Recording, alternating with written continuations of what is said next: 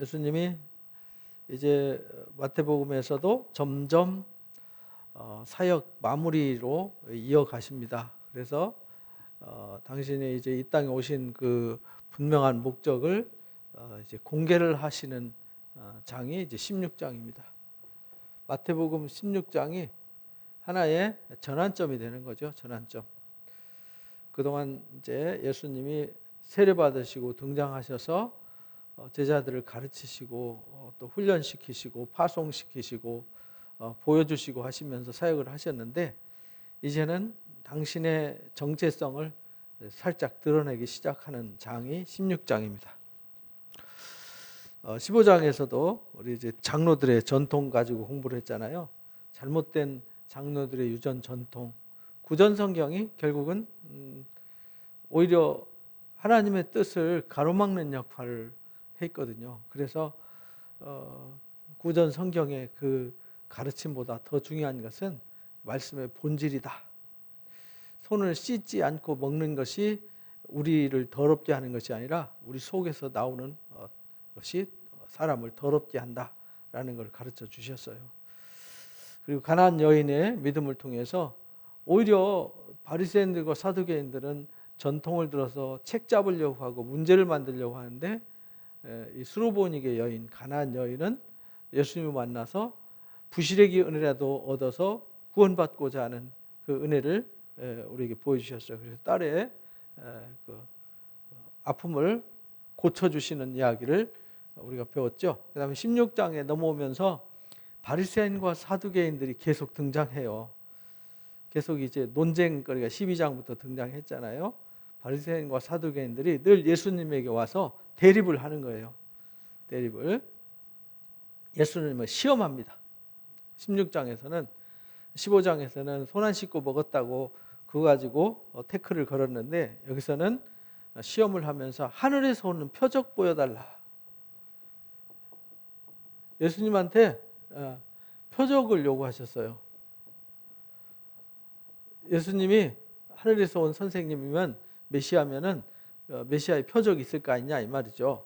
근데 이미 앞에서 다 보여줬거든요. 이사야서 61장 말씀이나 35장 말씀이나 안전뱅이가 일어나서 걷고요, 못 보는 자가 보게 되고 못 듣는 자가 듣게 되고, 이게 메시아의 표적이거든요. 이미 다 보여주셨어요. 요한복음 3장의 말씀처럼 이미 다 보여줬는데도 그들은 자꾸 표적을 계속 요구해요. 어제 봤는데 오늘 또 보여달라는 거죠. 그럼 오늘 보여주면은 내일 또 보여달라고 그러고, 내일 보여주면 모레 또 보여달라고 그래요. 끊임없이. 그래서 하늘로서는 표적 보여주기를 청하니 예수께서 너희가 저녁에 하늘이 붉으면 날이 좋겠다 하지 않니? 이렇게 말해요. 저녁에 해질 때 하늘이 붉으면은요, 날이 좋다는 뜻이에요. 그 다음 날 날이 맑아요. 누가복음 12장 54절에서는 그렇게 말하죠. 서쪽에서 바람이 불면, 서풍 불면, 서풍 불고 서쪽에서 구름이 떠올라오면 비가 오겠군. 마치 엘리야가 갈멜산에서 서쪽 하늘을 바라보면서 주먹만한, 손바닥만한 구름조각 하나 오니까 빨리 달려가서 비 채비해라 한 것처럼, 서쪽에서 구름이 떠오르면요, 비가 오겠군. 남쪽에서 바람이 불면 뜨거운 바람이 불어요. 광야 사막 바람이. 그럼 내일 날씨가 덥겠군. 이렇게 너희들이 날씨를 보고도 내일을 알지 않냐? 내일이 어떨지를 너희가 예측을 하면서, 여기서 이제 마태복음에서는 하늘이 붉으면은 내일 날씨가 좋겠군. 아침에 하늘이 붉고 흐리면은요, 오늘은 날이 굳겠군. 이렇게 이제 분별한다는 거예요.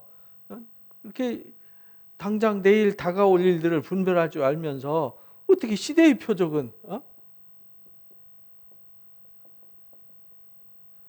이 시대의 표적은 분별하지 못하느냐, 이렇게 책망을 해요. 악하고 음란한 세대가 표적을 구한다. 이 표적 요구하는 건 악하고 음란한 세대. 그러니까 좋은 의도로 예수님한테 표적을 요구하는 게 아니잖아요. 예수님을 시험해서 넘어뜨리려고 해요. 마치 여러분들이 신천지나 여호와의 증인이나 뭐 안상홍증이나 만나면 그들이 정말 뭘 배우고 들으려고 와서 말씀을 듣지 않잖아요. 어떻게 하면은 꼬투리 잡아가지고 너희께 잘못됐고 우리가 옳고 막 이런 것만 얘기하려고 그러잖아요. 이 사람들도 그래서 예수님 당신은 틀렸고 우리가 옳습니다 라는 거를 자꾸 증명하려고 이상한 것 갖다 들이대는 거죠. 계속. 그래서 악하고 음란한 세대가 표적을 구원하지만 예수님은 보여줄 표적이 지금 앞에서 많이 보여주셨잖아요.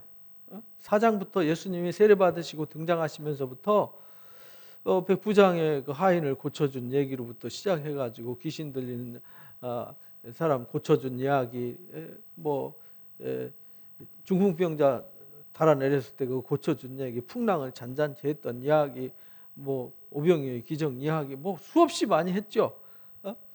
근데 이 성경에 기록된 것이 그 일부분이라 그랬잖아요. 그래서 4장, 9장, 14장에 하나님께서 복음을 전하기 위해서 예수님을 통해서 수많은 기적과 능력을 보여주셨어요. 그래서 수많은 무리들이 주님을 따르면서 수많은 사람들이 병 고침을 받았더라. 그게 다 표적이잖아요.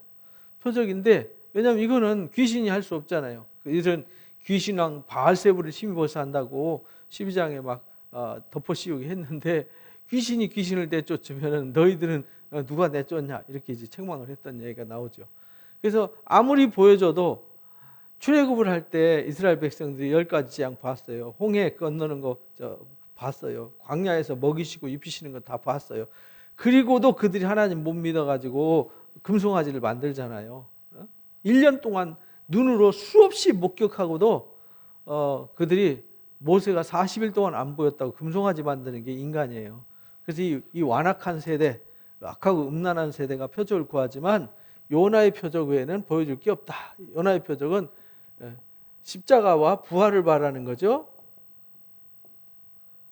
그래서 예수님이 이제 당신이 이 땅에 오셔서 진짜 이루실 완전한 표적이 뭐냐?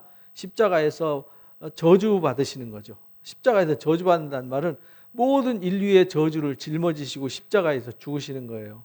그리고 3일 만에 다시 살아나시는 거죠. 요나의 표적 외에는 보여줄 게 없다.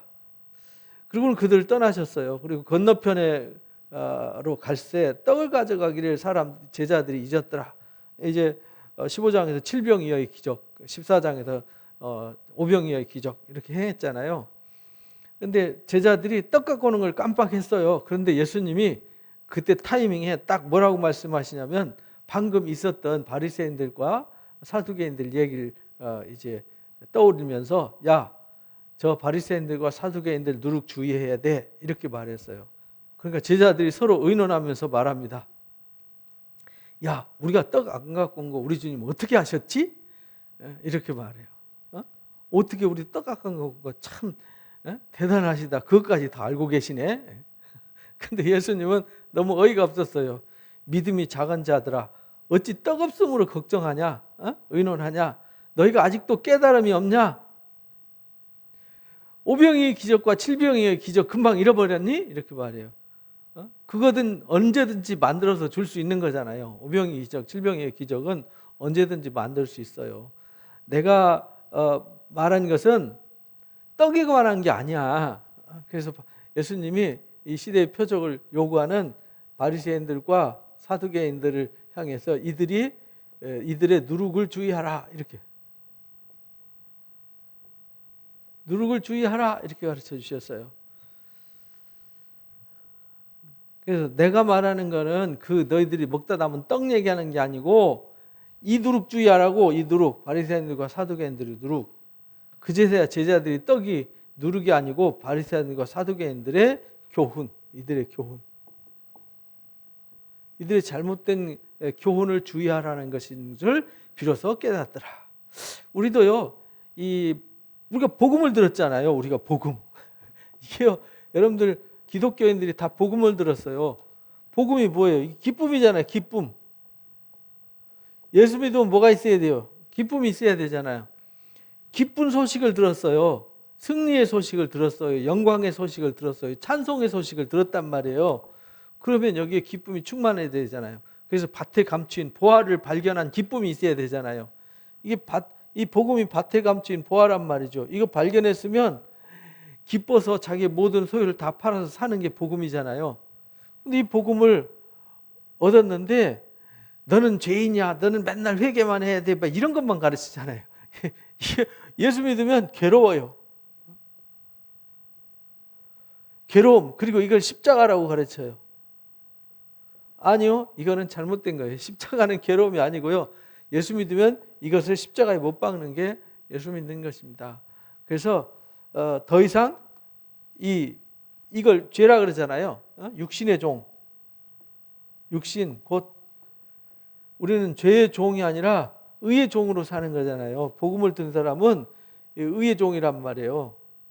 이 의의 종은 자유자죠. 자유자. 자유가 있어야죠. 복음을 들었으면 기쁨이 있어야죠. 어떤 것에도 매이지 말아야 돼요. 집안 살림 때문에, 뭐 직장 때문에, 뭐 때문에, 막 그것 때문에 죽을 듯이 살지 말라고요. 어차피 다 지나가고요. 돈 벌다가도 또 못 벌고, 못 벌다가도 벌고요. 또 집이라는 건 있다가도 없고 없다가도 있는 거고요. 삶이라는 거는 머리 둘 곳만 있어도 되는 건데, 우리가 너무 고급스러운 거 찾다가 욕심부리다가 결국은 스스로 함정에 빠지는 거잖아요. 그러니까 우리가 주신 것은 이 복음의 기쁨이라고요. 이거. 근데 자꾸 엉뚱한 것에 매여서 종로로 사지 말라는 겁니다. 근데 신앙생활하면서 종으로 사는 사람도 있어요. 이거는 아직 이 사람이 복음을 만나지 못한 거죠. 우리는 복음을 만나야 돼요. 예수 그리스도를 만나야 된다고요. 예수 그리스도를 만나서 자유자가 돼야 되죠. 여기서도 그래서 이들이 잘못된 누룩이 뭐냐면 이거 가르치는 거예요. 이거. 오늘날도 똑같아요. 예수 잘못 믿어가지고요. 고통받는 사람들이 얼마나 많은지 몰라요. 예수께서 빌립보 가이사랴 지방으로 가셨어요. 빌립보 가이사랴 지방은 헐몬산 밑에 수원지예요. 수원지.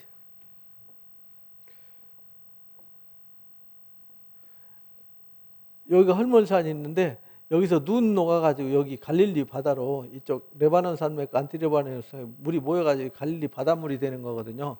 근데 헐몬산 자락 밑에 여기에 가이사랴 빌립보가 있는데 이 헐몬산에서 눈이 녹아가지고 또 비가 와가지고 그쪽 강수량이 많아요. 눈도 많이 오고 비도 많이 오고 물이 땅 속으로 스며들어요. 석회석 또는 저기 현무암 있죠. 현무암. 현무암이 뭔지 아시죠?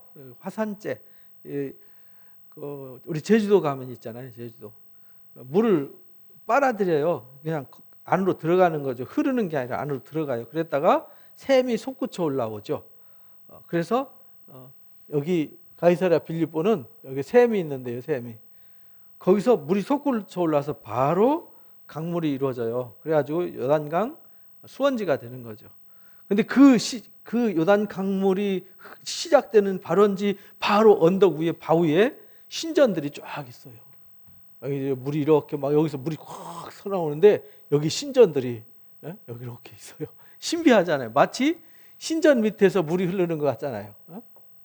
신전 밑에서 여기 무슨 계곡이 있는 것도 아니에요. 그냥 여기서 물이 솟구쳐서 그냥 바로 강물이 돼요. 여기 신전이 있어요. 제우스 신전이 있고 로마 황제를 위한 신전이 있고 판 신전이 있고 뭐 이런 신전들이 있어요. 근데 그 신전은 굉장히 화려해요. 그리고 신전 제사장들 그다음에 그 신전을 찾는 사람들은 고급 옷을 입고요. 아주 화려하게 치장을 하고 다녀요. 근데 예수님과 예수님의 제자들은 가난하잖아요. 그러니까 온 동네 싣고 돌아다니면서 키도 조그만한 데다가 이 꾀죄죄 해가지고요. 얼굴도 까무잡잡 해가지고 수염도 이제 매일 깎지 않으니까요. 덥수룩한 데다가 이렇게 갔어요. 예수님과 제자들이. 좀 초라하지요. 초라한데 그때 말해요. 시몬 사람들이 나를 누구라 그러니? 이렇게 말해요. 제자들이 물어가로되 사람들이 인자 나를 누구라 그러니? 그렇게 말하니까 더러는 세례요한이라고도 하고 더러는 엘리야라고도 하고 또 예레미야나 선지자 중 한 사람이라고 그러던데요. 이렇게 말해요. 세례요한, 엘리야, 예레미야 아니면 또 다른 선지자 중에 한 사람? 그러면 너희들은 나를 누구라 그러니? 이렇게 이제 욕을 해요. 그러니까 지금 어디서 얘기하냐면 그 화려한 이 신전과 신전 앞에 화려한 사람들의 모습 앞에서 초라한 예수님을 보고 물은 거예요. 야, 너희들 이거 부럽지? 야, 정말 대단하잖아. 화려한 신전과 화려한 사람들, 나는 되게 초라하잖아. 근데 사람들 나 뭐라 그래? 이렇게 물어본 거예요.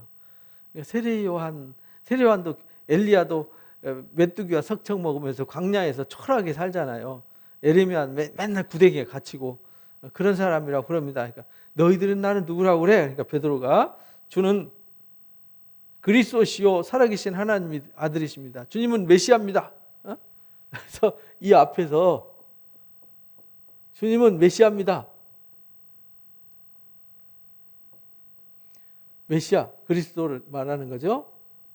주님은 메시아시고 하나님의 아들이십니다.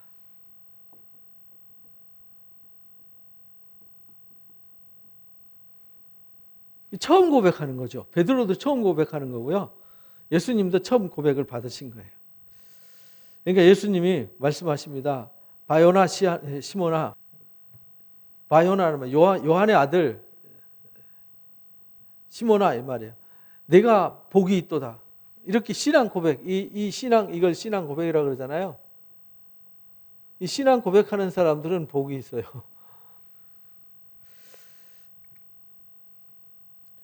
이를 알게 한 것이 혈육이 아니고 하늘에 계신 내 아버지가 알게 했다. 이건요, 신앙 고백은 내가 주님 믿습니다 해서 신앙 고백이 아니고요, 위로부터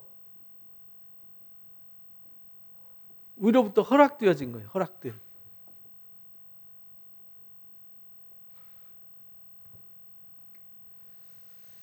하나님은 누구한테 허락하냐면 하나님을 갈망하고 찾는 사람들, 하나님을 사랑하는 사람들, 하나님을 필요로 하는 사람들에게 허락하시는 거예요. 근데 하나님 필요하지 않아요. 하나님 찾지도 않아요. 그런데 하나님 너희들 찾아와서 너는 내 아들 이렇게 하시지 않아요. 그래서 주는 그리스도시여 살아계신 하나님 아들입니다. 그러니까 요한의 아들 시몬아, 내가 정말 복이 있다. 이를 알게 한 건 하나님이 알게 한 거야. 하나님이 허락하신 거야. 그래서 내 눈이 열려서, 영적인 눈이 열려서 한 거야. 이 신앙 고백은 사도 베드로가 얼떨결에 한 거란 말이에요. 그러면서 내가 내게 이른다. 너는 이제부터 베드로라고 해라. 이 신앙 고백이 뭐냐면요, 베드로예요. 베드로가 페트로스라고 해서 반석을 말하는 거예요. 영어로 피터라고 그러죠. 피터, 페트로스. 이제 반석이에요. 아람어로는 케파라 그러죠. 케파. 이제 우리 번역어는 게바 이렇게 되죠. 케파. 이게 원래 본명은 시몬이에요.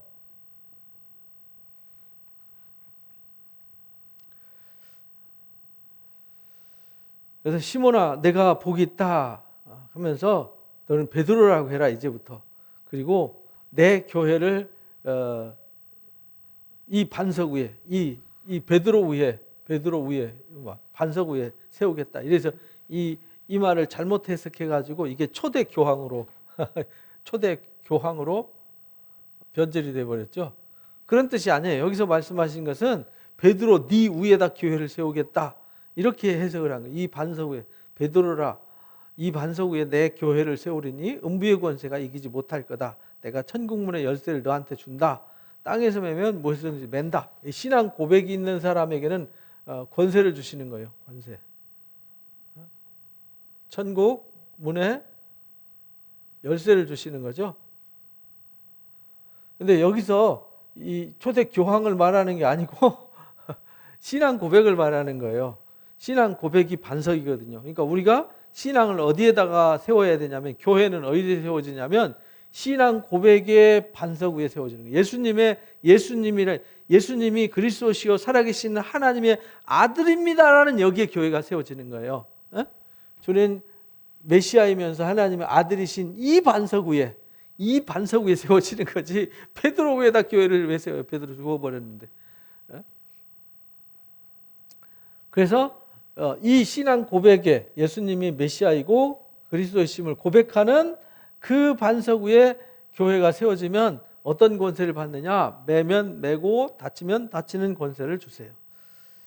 이에 제자들이 자기가 그리스도인 것을, 제자들이 경고하셔서 자기가 그리스도인 것을 아무도 이르지 말라 했더라. 이렇게 해서 예수님이 신앙 고백 처음 했는데 내가 메시아라는 거 아직은 말하면 안 돼. 왜? 아직 할 일이 남아 있어요. 십자가 질 날이 조금 시간이 남아 있어요. 왜? 지금 얘기했다가 당장 이 대제사장들이 군사 보내가지고 끌고 가서 문제 일으키면은 주님이 하시고자 하는 뜻이 다 이루어지지 않고 말씀하신 말씀이 이루어지지 않잖아요. 그래서 이러지 말라. 이때부터 예수께서 자기가 예루살렘에 올라가 장로들과 제사장들과 서기관들에게 고난을 받고 죽임을 당하고 3일 만에 살아날 것을 제자들에게 비로소 말씀하셨다. 그러니까 예수님이 이 십자가 지시잖아요. 십자가 지시는데 이 십자가 지시는 것이 로마 병정 아니에요. 세상 사람들 아니에요. 누구한테 당하냐면 장로들, 예루살렘의 장로들, 예루살렘.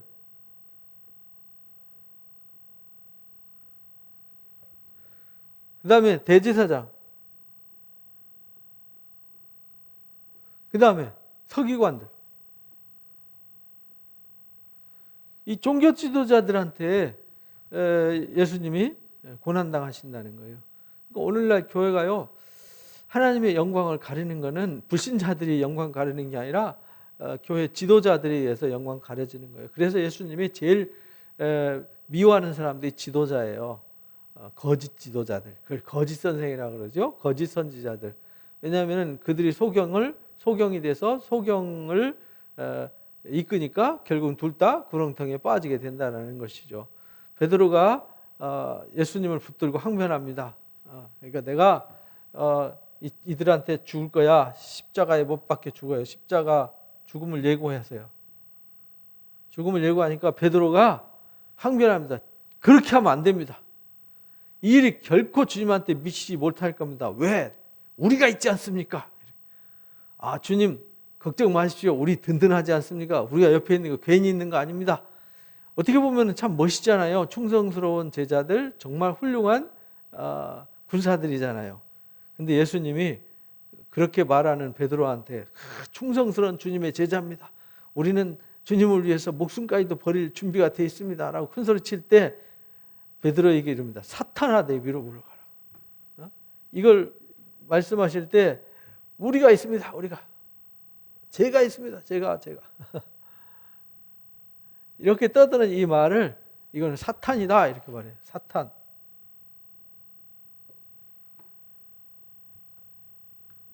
사탄아 내 뒤로 물러가라. 너는 나를 넘어지게 하는 자다. 하나님의 일을 생각지 않고 이 하나님의 일을 생각해야 되는데요. 예수님이 이들의 핍박받아서 죽고 이 반석 위에 교회를 세우는 것이 하나님의 뜻인데 이들은 그걸 알지 못했어요. 그러니까 주님이 하시는 일을 깨닫지 못하는 거죠. 오늘날도 우리가 하나님이 하시는 일을 우리가 잘 몰라요. 우리는 하나님 앞에 화려하고 멋있고 크고 막 이러면은 잘하는 줄 알잖아요. 하나님 그런 거 요구하시는 게 아니에요. 비록 가난하고 초라하고 작아도요, 진실하고 정직하고 공의로운 걸 원하시는 거예요. 요즘 보세요. 정말 진실한 게 어디 있는가, 정직하고 공의로운 것이 어디 있는가 참 찾기 힘들고 어려운 시대를 살고 있죠. 내가 도리어 사람의 생각을 한다. 그래서 우리가 신앙은요, 이 바리새인들의 누룩을 주의해야 되고요. 우리가 신앙 고백 위에서 살아야 되는데 신앙 고백으로 사는 사람들은 내 생각, 내 고집으로 사는 게 아니에요. 베드로처럼 절대 그렇게 안 됩니다라는 이 육신의 생각, 우리 의지로 힘으로 뭘 하는 게 아니에요. 하나님의 나라는 우리 의지와 힘으로 이루어지지 않아요. 근데 우리가 하나님의 나라를 이루겠다고 막 설치고 다녀봤자 사고만 쳐요. 그래서 겸손하게 하나님의 뜻을 행하는 것이 우리가 하나님의 일을 돕는 거예요. 그래서 제자들한테 말합니다. 누구든지 나를 따라오려거든 주님을 따르려면은 자기를 부인해야 돼요. 이 십자가 죽음을 예고하셨는데 십자가 죽음을 예고하신 주님을 따라가려면 역시 뭘 져야 되냐? 십자가를 져야만 따를 수 있어요. 그래서 예수 믿는 사람들은 예수님과 함께 죽어야 예수님과 함께 다시 생명을 얻어요. 이것이 로마서 이제 5장 6장 말씀이죠. 주님을 따르려면 자기를 부인하고 자기 십자가를 지지 않으면 절대로 따라갈 수가 없어요. 그래서 우리가 신앙생활은 내 것을 버리는 거예요. 내 고집, 내 이기심, 내 생각, 이걸 버리는 겁니다. 주님의 생각을 바보처럼 믿고 바보처럼 따라가는 거예요. 근데 그게 말도 안 되는 길인데 거기 길이 있단 말이죠, 진짜. 근데 내가 생각할 땐 이게 맞는 것 같아. 막 잔머리 굴려가지고 이렇게 하자, 맞아. 하나님 말씀 이렇게 말씀하셨지만 그거보다는 이렇게 해야 돼. 그거는 사탄의 생각이라고요. 하나님이 주신 생각이 아니라고. 그건 육신을 따르는 거라는 말이죠. 자기를 부인하고 자기를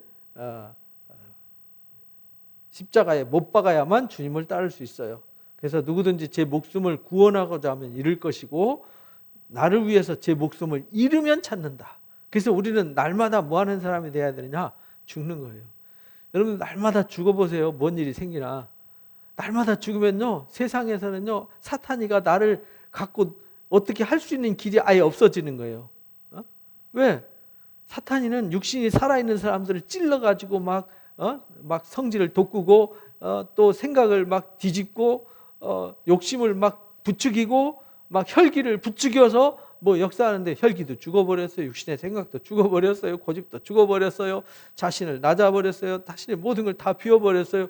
사단이가 어디 찔릴 데가 없는 거죠. 그래서 목숨을 잃으면은요, 찾는 거예요. 뭘 찾느냐? 하나님께로부터는 진짜 생명, 하나님께로부터는 진짜 은혜, 하나님께로부터는 진짜 생명, 하나님께로부터는 진짜 기쁨, 진짜 영광, 진짜 사랑을 얻게 되는 거예요. 그러니까 우리가 잃어버려야 얻는데 우리는 안 잃어버리려고 막 발버둥을 치잖아요. 이 신앙이 이게 상당히 모순이 있는 거예요. 만일 사람이 온천하를 얻고도 제 목숨 잃으면 뭔 소용이 있겠냐? 어떻게 사람이 무엇을 주고 제 목숨과 바꿀 수 있겠냐? 그러니까 이 목숨보다 소중한 거 없는데 자꾸 우리는 목숨을 팔아서 뭘 살 생각을 하고 다른 걸 팔아서 목숨 사는 일은 하지 않으려고 그래요. 이게 묘한 일이란 말이죠. 왜 그러냐? 이 세상이 사탄의 권세 아래 있기 때문에 그래요. 그래서 용과 짐승이 역사할 때 매매도 못하게 하잖아요. 짐승과 우상에게 경배하지 않으면 매매할 수도 없게 만든다니까요. 요즘이 그렇잖아요. 요즘 돈 없이는 못 살잖아요. 근데 돈 없이 살 수 있잖아요. 왜? 돈 있어야 산다라고 말하는 사람들은 이미 짐승과 우상에게 경배하는 사람이에요. 그러나 돈 없이도 사는 사람은 짐승과 우상에게 경배하지 않고 하나님을 경배하는 사람이에요. 왜? 사람이 돈으로 사는 게 아니라 떡으로 사는 것이 아니라 하나님에서 나오는 말씀으로 살기 때문에 그래요. 하나님의 말씀으로 살면 먹어야 되고 입어야 되고 우리가 필요한 것, 우리가 나아가야 될 길, 우리가 해야 될 것, 필요한 것은 하나님이 때를 따라서 공급해 주시기 때문에 그래요. 광야에서 이스라엘 백성들이 삽 들고 곡괭이 들고 파봤자 돌멩이고요. 파봤자 모래밭이고 파다봤자 자갈밭이에요. 거기서 뭘 하겠어요? 아무리 발버둥 치고 노력하고 연구를 하고 뭐 채굴기 갖다 땅을 뚫고 뚫어도 아무 일도 일어나지 않습니다. 어떻게 되냐? 하나님 반석을 쳐서 물을 주시고 하늘에서 만나를 내려주시고 메추라기를 몰아주셔서 먹이게 하셨잖아요. 이게 하나님의 은혜로 산다는 것을 우리는 잊어버리면 안 돼요. 해석이 다른 거예요. 사람이 하나님의 떡으로 살아요, 하나님의 말씀으로 살아요 할 때 이미 기본 베이스는 하나님이 깔아주신 건데 이걸 뒤집어 가지고 하나님께로부터는 은혜는 안 받고 자꾸 땅에 있는 걸 막 파가지고 뭘 이루고 뭘 해보려고 발버둥 칠 때 영적인 단절이 이루어지기 때문에 시들어버리고 병들어버리는 거죠. 그래서 바람에 나는 겨와 같고 꺾인 가지처럼 잠깐 만에 시들어버리는 겁니다. 인자가 아버지 영광으로 천사들과 함께 올 때 각 사람이 행한 대로 갚아주신다. 그래서 이게요, 행한 대로 갚아줘요. 내가 그리스도와 함께 죽고 그리스도와 함께 살면 영광으로 갚아주시고요. 그리스도를 떠나서 육신의 생각대로 내 고집대로 내 뜻대로 살면 화를 당하게 되는 것이죠. 진실로 너희에게 이른다. 여기 서 있는 사람 중에 죽기 전에 인자가 왕권 가지고 오는 거 볼 자도 있다. 죽기 전에. 이 제자들이 죽기 전에 예수님 왕권 가지고 오는 거 볼 자들도 있어요. 왜? 예수님이 십자가 지시고 부활하셔서 직접 왕권을 가지고 나타나셨잖아요. 근데 그 주님이 가셨잖아요. 근데 그 주님이 다시 영광 중에 우리 가운데 오실 거잖아요. 그 올 때 우리 중에도 볼 자가 있어요. 그렇게 소망하는 거잖아요. 못 볼 수도 있어요. 그래도 실망할 필요 없어요. 왜? 그리스도 안에 있는 자들은 살아있으면 영원히 죽지 않고 죽어도 다시 사는 부활의 소망이 있기 때문에 그렇습니다. 그러니까 우리는요, 이 복음을 잘 이해를 해야 돼요. 때를 잘 분별해야 되는 거죠. 그래서 우리가 시기를 잘 분별하고, 그 다음에 정말 잘못된 교훈을 따르지 말고 참된 복음을 따라야 돼요. 바리새인과 사두개인들 누룩, 또 잘못된 교리나 잘못된 신앙 철학을 따라가지고요, 망하는 길로 가면 안 돼요. 그래서 우리는 복음은 분별을 해야 돼요. 기쁨이 있어야 돼요. 즐거움이 있어야 되는 거죠. 자유가 있어야 돼요. 평안이 있어야 돼요. 그게 없는 복음은 가짜 복음이에요. 그래서 그 복음이 충만하면은요, 우리에게 새 힘을 주시고 능력을 주셔서 우리가 감당할 수 없는 것도 감당하게 하시고 할 수 없는 일도 하게 하시는 역사가 있다라는 것입니다. 그래서 우리가 이 복음을 잘 분별해야 된다. 분별력, 이걸 가르쳐 주셨어요. 그리고 우리의 신앙의 틀은, 신앙의 반석은 어디냐면 신앙 고백이에요. 신앙 고백이 뭐냐? 주님이 나에게 어떤 분이냐 이거죠. 우리가 주일날 말씀 들었잖아요. 우리가 기도할 때 관계가 중요하다고. 하나님이 나하고 어떤 관계인지, 내가 누구에게 누구의 이름으로 왜 기도해야 되는지 그걸 아는 게 중요하잖아요. 신앙이라는 것은 예수님이 나의 메시아다. 예수님이 나를 위해서 육신을 입고 오셔서 나의 죄를 짊어지시고 십자가에서 죽으셨기 때문에 내가 예수님을 믿고 영접하면 나 역시 예수님과 함께 십자가에 못 박혀 죽는 거다. 옛사람은 죽었어요. 한 번 죽으면 끝이에요. 두 번 죽는 거 없어요. 죽음은 한 번밖에 없는 겁니다. 그런데 예수 믿는 사람들은 예수님과 함께 한 번 죽는 거예요. 그래서 죽어도 다시 살고 살아있으면 영원히 죽지 않는 거예요. 그 부활이라는 영광이 그런 거, 위대한 거예요. 부활은 이 사도들도 이때 당시에 부활을 바라보고 목숨도 아끼지 않고 순교를 하지 않았습니까? 이들이 무슨 소망이냐? 부활의 소망이 있잖아요. 오늘날 우리는 죽어서 가든 살아서 가든 우리는 이미 부활의 영광에 들어가 있잖아요. 이미 하나님 나라의 상속자가 돼 있잖아요. 그러니까 우리는 염려할 것이 없죠. 그래서 우리가 신앙 고백이 제일 중요하다. 이 신앙 고백이 반석이에요. 이 반석 위에 교회가 세워지는 거예요. 이 신앙 고백이 없는 사람은 교회가 될 수가 없어요. 교회로 세워지지 않아요. 이런 사람들은 자기 생각대로 신앙을 해요. 자기 고집으로 신앙해요. 그런 사람들은 주님 앞에 갔을 때 나더러 주여 주여 하는 자들, 이런 사람들은 난 너 모른다 이렇게 말하는 거예요. 이걸 잘 깨달으셔야 돼요. 신앙 고백, 정말 나에겐 진정한 신앙 고백이 있는가? 신앙 고백이 있는 사람은 복이 있어요. 그래서 우리가 기도할 때도 예수님이 이렇게 기도하라 하면서 하늘에 계신 우리 아버지시여 이름이 거룩히 여기심을 받으시오며, 이게 신앙 고백이잖아요. 이 신앙 고백으로 모든 신앙이 출발하고 기도도 출발하는 거고요. 내 삶이 그 위에서 시작되어지는 거예요. 그러니까 그리스도께서 나의 반석이 되시고 내가 그 위에 서 있고 그분이 나의 하나님의 아들이 되셔서, 그분이 하나님이 되셔서 나와 영원토록 동행하시니 나는 아무것도 부족함이 없고 나를 쉴만한 물가와 푸른 초장으로 인도해 주시고 어디를 가나 동행하시고 지켜주시고 주님 영광 받는 그 자리에 우리를 데리고 가셔서 그 자리에 세워주실 거니까 우리는 부족할 게 아무것도 없는 것이죠. 그래서 그 반석 위에 세워져야 된다. 그리고 그 반석 위에 세워지려면 내 생각, 내 고집으로는 안 된다. 그래서 그리스도 안에 있는 신앙은 자기를 부인하고 자기를 버리는 것이 신앙이다. 과연 나는 자기를 버렸는가가 중요한 거예요. 그거 아는 게 중요한 게 아니에요. 기독교는요, 머리로 인식하는 걸 지식이라고 하지 않아요. 머리로 인식하는 것, 이거는 지식이 아니에요. 머리로 인식된 것을 마음으로 받아서 변화가 돼야 되는 거죠. 변화. 그리고 이 변화된 마음이 뭘로 나타나냐면 행함과 열매로 나타나는 거예요. 이게 결과란 말이죠. 결과. 그래서 그 나무는 열매를 보면 안다고 말한 거예요. 머릿속에만 들어있는 신앙은 죽은 신앙이에요. 그래서 사대교회처럼 행함이 없잖아요. 라우디아 교회처럼 깨달음이 없어요. 그런 사람들은 화가 있어요. 그러나 마음으로 받아서 옥토밭에 뿌려져 가지고요. 그것이 겨자씨처럼 누룩처럼 자라고 변화돼서 이 열매를 맺으면 하나님의 영광에 이르게 되는 것이죠. 그래서 우리의 신앙은 어떻게 해야 되는지 16장에서 가르쳐 주셨어요. 그래서 이제 예수님이 다시 한번 자신의 모습을 보여주기 위해서 변화산에 올라가셔서 자신을 증명해 주시는데요. 그 얘기는 다음 주에 하겠습니다. 이렇게 해서 예수님은 16장에서 하나의 전환점을 가르쳐 주셨어요. 이제 당신이 누군지 구체적으로 드러내기 시작했고 제자들에게 알게 하시는 거죠. 그런데도 제자들이 아직 깨닫지 못하고 알지 못해요. 분별하지 못해요. 그래도 계속 가르쳐줘요. 왜? 요한복음 13장 19절이나 14장 29절에 보면 그렇게 말하잖아요.